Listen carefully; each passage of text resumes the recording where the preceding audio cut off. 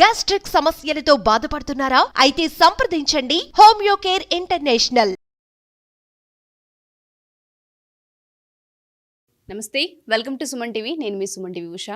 2025 సంవత్సరానికి సంబంధించి 12 రాశుల వారు అసలు ఏ విధంగా ఉండబోతుందో ప్రత్యేకించి అడుగుతూ ఉంటుంటారు. ఎస్పెషల్లీ 12 నెలల్లో కనుక మనం చూస్తే ఏ నెల కలిసి వస్తూ ఉంటుంది, వ్యాపారంలో కావచ్చు, సంతానంలో కావచ్చు, లేదంటే వివాహానికి సంబంధించి కావచ్చు, పెట్టుబడులు పెట్టొచ్చా, సంతానం విషయంలో ఈ టైంలో మేము డెసిషన్ తీసుకోవచ్చా, వివాహానికి సంబంధించి మేము అప్రోచ్ అవ్వచ్చు అని అడుగుతూ ఉంటుంటారు. అండ్ దాంతోపాటు రిలేషన్షిప్ ఎవరైతే భార్యాభర్తలు ఉంటుంటారో మాకు ఏ విధంగా ఉంది, ఒడిదుడుగులు కనిపిస్తూ ఉన్నాయి అని మాట్లాడే వాళ్ళు ఉంటూ ఉంటారు. సో సంవత్సరాంతం ఏ విధంగా ఉండబోతుంది, ఏ విషయాలలో జాగ్రత్తలు వహించాలి, పెట్టుబడులు ఏ నెలలో పెడితే కలిసి వచ్చే అంశాలు ఉన్నాయి అన్న విషయాలపైన మనతో పాటు జంధ్యాల లతా గారు ఉన్నారు. ఆవిడని అడిగి తెలుసుకుందాం. నమస్తే లతా గారు. నమస్తే అమ్మ.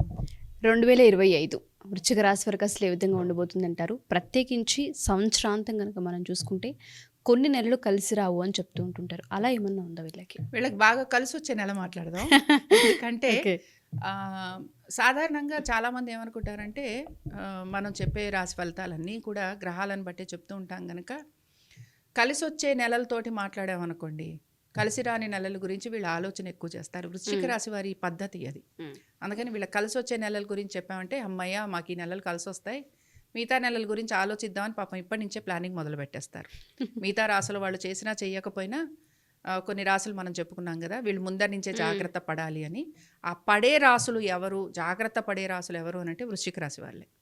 కాబట్టి ఈ వృశ్చిక రాశి వారికి ముఖ్యంగా బాగుండే నెలలు ఏంటి అని అంటే మనకి అక్టోబర్ నుంచి బాగుంటుంది. సంతాన ప్రయత్నం చేస్తున్న వారు ఉంటారు కదా, ట్రీట్మెంట్ తీసుకుంటున్నారు, లేకపోతే మేము పిల్లల్ని కనాలనుకుంటున్నాము అనేవాళ్ళు, విదేశాలకి వీరి సంతానాన్ని పంపించాలి అనుకుంటున్న వాళ్ళు, లేదా ఈ విద్యార్థులు ఎవరైనా విదేశాలకి వెళ్ళాలి అని అనుకుంటున్న వాళ్ళందరికీ కూడా ఈ అక్టోబర్, నవంబర్, డిసెంబర్ ఇవన్నీ బాగుంటాయి.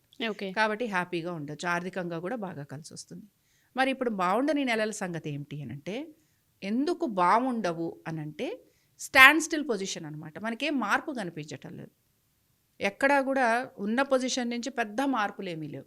మ్యాక్సిమం టు మ్యాక్సిమం వచ్చే మార్పు ఏమిటి, ఏమైనా ఇంటర్నల్ చేంజెస్ రావాలే తప్ప వేరే పెద్ద చేంజెస్ అంటూ ఏమీ కనిపించట్లేదు.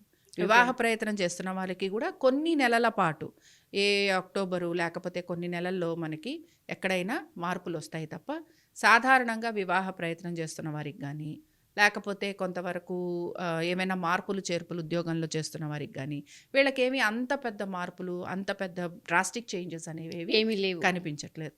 ఓన్లీ థింగ్ ఏంటి అని అంటే ఇట్లాగెవరైనా మేము ప్రయత్నం చేస్తాము అనే వారికి మాత్రమే, అలాగే మేము ఇన్వెస్ట్మెంట్స్ చేస్తాం, షేర్స్ చేస్తాం, ట్రేడింగ్ చేస్తాం, ఇలాంటి వాళ్ళందరికీ అక్టోబర్, నవంబర్, డిసెంబర్ అద్భుతంగా కలిసి వస్తుంది. అద్భుతంగా కలిసి వస్తుంది. ఈ టైంలో వీళ్ళు గనక మేము ఏదైనా ఇల్లు కొనుక్కుంటాము, లేకపోతే మేము ఏమైనా ప్రాపర్టీస్ మీద ఇన్వెస్ట్మెంట్ చేస్తాము, అలాగే బేసిక్గా అన్నదమ్ముల మధ్యన అద్భుతమైన రిలేషన్షిప్ ఉంటుంది. అన్నదమ్ముల మధ్యన కానీ, సిబ్లింగ్స్ మధ్యన కానీ, అలాగే ప్రయాణాలు చేయటము, దూర ప్రయాణాలు చేయటము, చిన్న చిన్న ట్రిప్స్ అన్నమాట, లేకపోతే తీర్థయాత్రలు చేస్తూ ఉంటారు కదా, తీర్థయాత్రలు చేయటము, ఇలాంటివన్నీ వీళ్ళకి కలిసి వస్తాయి. అంటే చూడండి, కొన్ని రాసులకేమో కొన్ని చేంజెస్ ఉన్నాయి, వీళ్ళకి ఏంటంటే స్టాండ్ స్టిల్ పొజిషన్, పెద్ద మార్పులు చేర్పులు ఏం కనిపించట్లేదు. అలా ఉన్నదాన్ని ఉన్నట్టుగా మెల్లగా ముందుకు తీసుకెళ్తుంది. ఓకే, వివాహ విషయంలో, సంతాన విషయంలో ఏదైనా కేర్ఫుల్గా ఉండాల్సిన అవసరం ఉంటుంది అంటారా? డెసిషన్ తీసుకోవచ్చు. వీళ్ళకి బాగానే ఉందని చెప్పుకున్నాగా, వీళ్ళు కూడా ఏంటంటే అక్టోబర్ వచ్చేంత వరకు వీళ్ళకి ఏమీ పెద్ద సక్సెస్ రేట్ ఉండదు. కాబట్టి అక్టోబర్ వచ్చిందంటే ఆటోమేటిక్గా పిల్లల గురించి ప్లాన్ చేస్తున్న వాళ్ళందరికీ బాగుంటుంది, విద్యార్థులకి బాగుంటుంది. చెప్పాను కదా ఇందాక, విదేశాలకు వెళ్ళే వాళ్ళకు కూడా చాలా వరకు అనుకూలంగా ఉంటుంది. Okay, thank you ma'am, thank you so much. నమస్తే.